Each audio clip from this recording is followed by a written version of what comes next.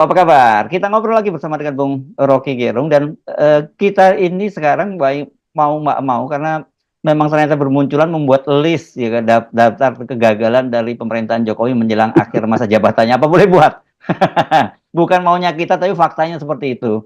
Nah, sekarang ini API Jawa Tengah itu mengumumkan mereka itu sudah ada 6 pabrik tekstil yang tutup dan 4 menyusul dan ini belasan ribu. Sritek salah satu yang terbesar itu juga udah mulai teriak-teriak juga Bung Rocky. Tapi ini dampaknya itu kemarin yang ribut-ribut antara Agus Gumiwang dengan Ibu Sri Mulyani berkaitan dengan dumping ya dari Cina itu ya, atau perang harga dari Cina itu luar biasa. Tapi anehnya ini justru pemerintah mengumumkan akan ada 11 entitas pabrik tekstil, entitas bisnis pabrik tekstil dari Cina yang akan investasi di Indonesia dengan menyerap 40.000 tenaga kerja. Ini ironi banget ini. Jadi sebetulnya kalau kita perhatikan, ini industri tekstil kan ini industri uh, yang hampir tenggelam itu apa namanya sunset industry dan tentu ini menyangkut permesinan. Nah kita mesin-mesin kita pasti kalah bersaing dengan mesin-mesin Cina itu juga soal harga dan tenaga kerja terutama tuh. Jadi kelihatannya semua hal yang disembunyikan oleh Jokowi itu akhirnya tampil ke atas dan demikian juga investor yang menganggap oke, kami bisa bertahan kalau ada perubahan kebijakan dan mereka mulai melihat bahwa perubahan kebijakan itu tidak akan menguntungkan mereka karena tekanan internasional untuk membuka persaingan internasional. Tetapi yang lebih spesifik adalah hancurnya basis industri tekstil di Jawa karena Jawa ada tumpuan dari fabrikasi dari manufaktur. Dan itu yang menerangkan banyak hal, yaitu jatuhnya daya beli buruh di Jawa, masih ditagih lagi untuk bayar iuran tapera, segala macam. Jadi lengkap, kita mesti katakan bahwa selalu ada ilmu yang kadang-kala kita tahu dari awal, itu sosiologi krisis, yang sebetulnya bisa diperhatikan sejak awal. Kan tanda-tanda deindustrialisasi sudah terjadi sejak 3-4 tahun yang lalu kan. Bahwa ketika Jokowi pamerkan bahwa ada kelebihan pasokan energi di listrik di Jawa, dia tidak menerangkan bahwa itu terjadi karena deindustrialisasi. Nah baru sekarang kita mulai mengerti bahwa tutupnya pabrik artinya buruh di PHK sekaligus kelebihan pasokan listrik kita, dan listrik yang kita pakai sekarang sebetulnya komponen impornya juga tinggi, sementara pemasukan PLN dalam rupiah tuh. Jadi krisis ini krisis yang berkelanjutan atau jadi krisis yang multidimensi itu. Bangkrutnya industri tekstil itu menunjukkan Indonesia itu gagal untuk bersaing dengan produk-produk Cina, bahkan di dalam negeri. Bangkrutnya industri tekstil itu artinya ada sinyal bahwa jangan investasi di Indonesia, karena banyak soal yang tidak mungkin lagi, yaitu pasar yang habis dimakan oleh industrialisasi Cina, itu soal manufaktur. Dan yang terakhir adalah kepercayaan publik tentang nasib dari pemasok-pemasok dalam negeri untuk membackup industri tekstil itu kan. Jadi industri tekstil bangkrut itu juga menyangkut semua hal, itu pasti bangkrut, daya beli turun, harga-harga yang terkait dengan supply UMKM juga hancur. Jadi semua hal itu menunjukkan bahwa memang pemerintah ini udah gagal tuh. Hanya dengan industri tekstil, apalagi industri yang lain yang lebih padat modal, yaitu di bidang keuangan itu udah kabur semua tuh. Ya, banyak. Dan ini kan kalau kita itu ngomongin tekstil, dan selama ini kan pemerintah selalu membangga-banggakan soal investasi. Tapi ternyata memang satu persatu kabur. Dan ini ada lagi yang kabar yang juga pasti ini pukulan berat buat Pak Jokowi, karena ada 2 raksasa dari Eropa ya, dari Prancis dan dari Jerman ya, satu-satunya BASF itu menyatakan dia cabut dari Indonesia untuk proyek hilirisasi di Pantai Weda di Maluku bukan pantai Mas ya, di Weda Bay di Maluku Utara nih ya Bung Rocky ya. Dia cabut dan investasinya gede sekali nih, 42 triliun, bukan beda dengan kayak kemarin Starlink yang cuma 30 miliar yang diharapkan masuk cuma 30 miliar. Tapi ini yang 42 triliun lebih itu cabut dari Indonesia, dan ini padahal ini berkaitan dengan pabrik-pabrik baterai ya dari nikel itu yang selama ini kan dianggap bahwa Indonesia jadi masa depan mobil listrik, padahal mobil listrik industrinya sudah berubah sekarang di Amerika dan juga di Eropa.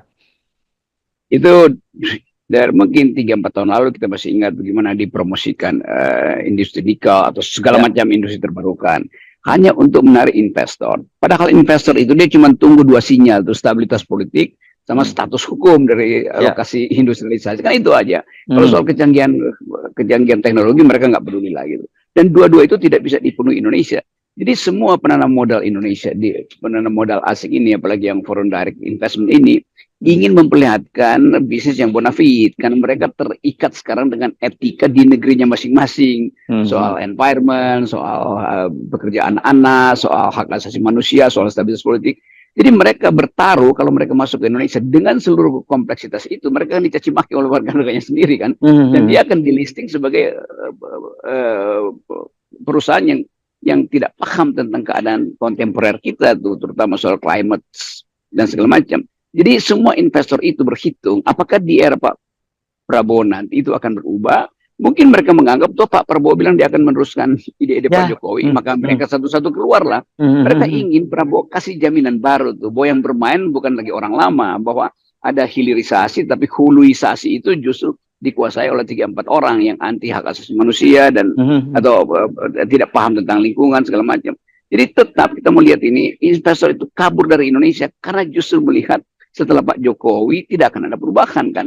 Nah, ini yang mestinya Pak Prabowo janjikan. Karena itu kita selalu minta Pak Prabowo kasih komentar publik bahwa saya Presiden Prabowo Subianto akan melakukan kebijakan yang mungkin sekali akan berbeda dengan Pak Jokowi karena tantangan zaman berbeda, karena hal yang mesti saya hidupkan sebagai janji juga berbeda. Selama Pak Prabowo tidak bisa menarik jarak dari Pak Jokowi, semua orang merasa Prabowo akan dikelilingi lagi oleh oligarki yang sama tuh. Nah, bagi pemain internasional mereka menganggap ngapain bersaing dengan oligarki yang udah pasti vested interestnya tinggi kan.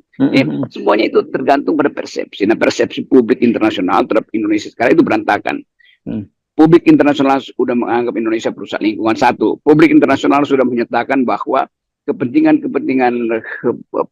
politik demokratis tidak mungkin diwujudkan oleh Pak Prabowo, karena Prabowo masih mentolerir sifat-sifat dinastikal dari Pak Jokowi. Cuman itu, kalau saya ngobrol dengan teman-teman ini, kebetulan saya udah 10 hari di Eropa, ketemu dengan mereka, baik anak mahasiswa yang lagi bikin tesis atau diplomat asing yang kenal Indonesia. Kalau bicara begitu intinya tuh. Apalagi jurnalis Eropa itu udah menghajar aja Indonesia soal IKN dan soal krisis ekonomi yang akan datang itu. Iya. Nah kan, ya ini menarik Anda menyinggung soal itu. Kalau kemarin mungkin banyak sekali investor yang menahan diri, itu kan menunggu kepastian siapa akan jadi pemerintahan berikutnya di Indonesia, kan begitu ya Bung Rocky? Biasanya mereka nahan diri, wait and see, itu biasanya sebab begitu para investor. Sekarang kan sudah tahu bahwa Pak Prabowo yang akan menjadi presiden, kok ternyata bukannya kemudian mereka balik, tapi malah kabur gitu.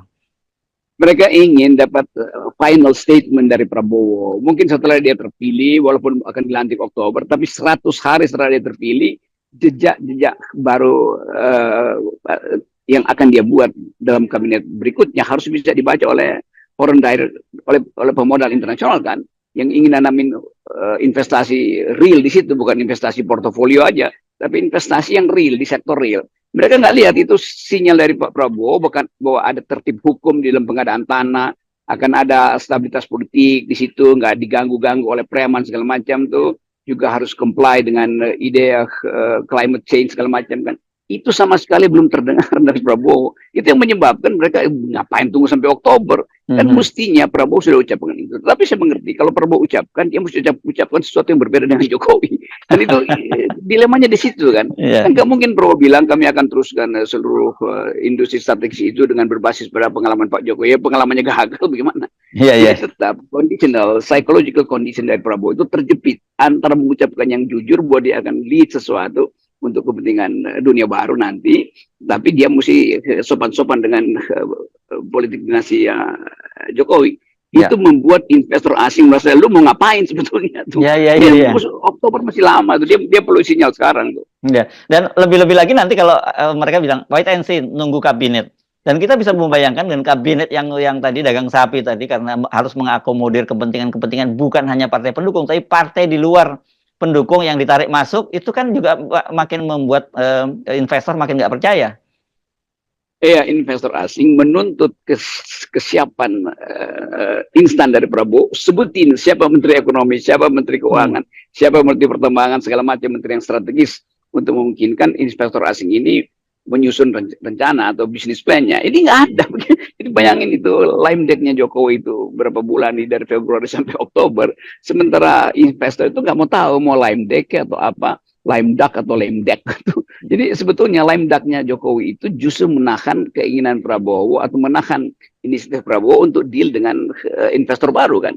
Ini sebetulnya juga hal yang mungkin secara ketatanegaraan buruk karena terlalu lama periode menunggu ini. Tetapi juga kalau Presiden Jokowi meninggalkan jejak yang bagus, tentu Prabowo dengan mudah mengatakan ya ini udah bagus. Tapi Prabowo juga tahu bahwa nggak semua hal yang dibuat Jokowi itu benar dan itu nggak mungkin dia tipukan pada publik internasional kan. Nah Pak Prabowo sebagai orang yang tahu tentang siasat bisnis internasional sekarang terjepit psikologinya tuh. Ya, iya, iya. Karena tadi itu ya, saya kira itu problem Pak Prabowo kan jadi bertumpuk-tumpuk ya. Ketika pertama dia ini harus menghadapi realitas bahwa anggaran APBN yang cekak gitu ya, harus bayar utang numpuk begitu. Terus kemudian dia menghadapi situasi bahwa banyak sekali pengangguran-pengangguran baru. Yang saya kira kan biasa dampaknya pengangguran itu akan menimbulkan soal gangguan Kamtipmas juga ya, Bung Rocky ya. Nah itu juga itu serius yang saya kira jadi ini betul-betul situasinya berat buat Pak Jokowi Pak Prabowo ketika jadi awal pemerintahan dan lebih berat lagi karena dia menanggung beban Pak Jokowi di pundaknya yang Anda sebut sebagai excess garbage itu ya di. Ya itu kita membayangkan bagaimana sulitnya Prabowo mau deal, apalagi dia mesti deal dengan partai-partai yang pendukung dia tadi yang lebih banyak minta jatah daripada minta otak gitu kan. Dan sebetulnya kemampuan Prabowo itu tercukupi kalau dari awal dia kasih sinyal bahwa dia akan bikin sesuatu yang tidak akan 100% memuluskan atau meluluskan permintaan Jokowi, terutama di dalam jatah kabinet. Kalau kita dengar misalnya ya mungkin Jokowi minta 4 atau 5, lalu Gibran minta 2 atau 3, itu udah 8 habis. Bagi investor asing itu ada urusan apa? Begitu Presiden Prabowo menang pemilu, ya dia tentukan sendiri aja kan. Bahwa dia memang dibesarkan atau Pak Prabowo sendiri mengaku persiapkan oleh Pak Jokowi. Itu masuk Pilpres kemarin, janji kemarin aja tuh. Kalau sekarang dia mesti tentukan bahwa dia punya arah sendiri. Jadi sekali lagi arah itu tidak terbaca oleh dunia internasional, baik bisnis maupun politisi itu. Nah sekarang orang makin lama makin terjebak itu. Bahwa kesulitan ekonomi, mulai judi online, deindustrialisasi di Jawa, krisis lingkungan di mana-mana, potensi kekerasan baru di Papua, di Aceh, segala macam itu. Karena sistem internasional yang memberi angin baru pada upaya-upaya secesionisme. Jadi sebetulnya ini negeri lagi diuji. Nah, di dalam ujian ini Prabowo yang biasanya tegar untuk mengucapkan pidato, sangat hati-hati sekarang. Karena tadi tekanan-tekanan internasional berbarengan dengan itu kesulitan di dalam negeri, dan dia mesti memelihara lagi raport yang baik dengan Pak Jokowi. Padahal justru pemerintahan Jokowi hari ini digugat oleh semua fakta. Bukan kita yang kasih fakta itu, tapi fakta yang timbul karena disembunyikan. Jadi seolah-olah Pak Jokowi atau Presiden Jokowi dikutuk oleh sejarah bahwa di akhir masa kepemimpinan dia itu semua kesulitan tumbuh. Sebetulnya bukan ditumbuhkan, memang tumbuh dengan sendirinya kan, karena nggak pernah diselesaikan. Ya, ya, ya. Dan saya kira itu bukan karena nasib buruk, bukan ya, Bung Roy. Iya, ini bukan karena nasib buruk, ini karena hal-hal yang buruk disembunyikan. Nggak ada bilang Jokowi punya nasib buruk, nggak, dari awal dia memang buruk karena tidak mau berterus terang dalam kebijakan kan itu. Sementara Pak Prabowo mesti menyembunyikan itu justru demi ewu pakai ewu. Iya, tapi saya tidak. Istilahnya ewu pakai ewu. Iya betul, ewo pakai ewo gitu ya. belum mendem jeruk Bung Rocky. Kalau mendem jeruk kan udah orang meninggal dunia. Oke. Nah, tapi bayangkan Bung Rocky, ini pengangguran itu yang para buruh ribuan buruh tekstil itu yang pabrik yang ditutup itu kan, saya kira mereka nggak akan kuat kalau menunggu sampai Oktober nanti begitu. Dan Oktober pun juga belum tentu Pak Prabowo bisa langsung mengatasi kan. Saya hitung ini efek dominonya ini, satu pabrik ditutup itu artinya sekian ribu, sekarang udah 11.000 tuh, itu artinya sekian banyak UMKM yang tergantung juga hancur kan. Rantai pasok itu kan panjang sekali. Sementara bulan depan mulai masuk, ada yang masuk kuliah, anak-anak belajar, sehingga ya potensi kerusuhan itu pasti bertumbuh tuh. Keakraban di antara aparat juga mulai hilang gitu. Karena ini masa yang kita sebut sebagai anomi itu, masa tanpa norma itu. Nah, keadaan ini memungkinkan perubahan dipercepat sebetulnya tuh. Kalau kita lihat hal yang lebih masuk akal, mending percepat perubahan dengan mempertanyakan, kan PDIP punya standing baru di DPR tuh, mempertanyakan akibat dari kekacauan sistem dia selama Jokowi memerintah kan. Jadi hak angket itu tetap mesti diajukan menurut saya. Itu lebih mempercepat pembersihan politik kita itu. Sehingga Pak Prabowo nggak usah tunggu sampai Oktober. Karena ini Oktober itu masih lama kok. Ya, betul. Juli, Agustus, itu anything goes, apapun bisa terjadi. Ya, tadi ada cerita kalau kita terusin Bung Rocky ya, kalau soal buruh yang kehilangan pekerjaan tadi, tempat kos itu akan banyak sekali kos-kos yang kosong ya, karena ditinggalkan para buruhnya. Angkot yang mengangkut mereka ke pabrik, belum lagi warung-warung makan di sekitar mereka yang membutuhkan itu, macam-macam itu banyak sekali ininya, dampaknya, domino efeknya itu. Nah, sementara ada banyak kasus juga yang lagi dicemaskan orang nih, soal Vina misalnya itu. Sampai sekarang apa yang ditutupi di situ itu. Jadi orang semua melihat bahwa seolah-olah ketika kemudian Pak Jokowi mulai pudar, maka seluruh hal yang pernah disembunyikan muncul lagi tuh. Yang terutama soal buruh tuh. Buruh udah bertahun-tahun menginginkan ada keadilan, dan Jokowi terus bermain-main dengan hukum tuh, seolah-olah dia bisa atur lewat omnibus law yang ternyata juga dasar legitimasinya hancur, tapera segala macam tuh, soal migas. Jadi kita sebetulnya hidup di dalam bara hari ini, dan tinggal tiupan angin kecil, bara itu menyala menjadi kobaran api.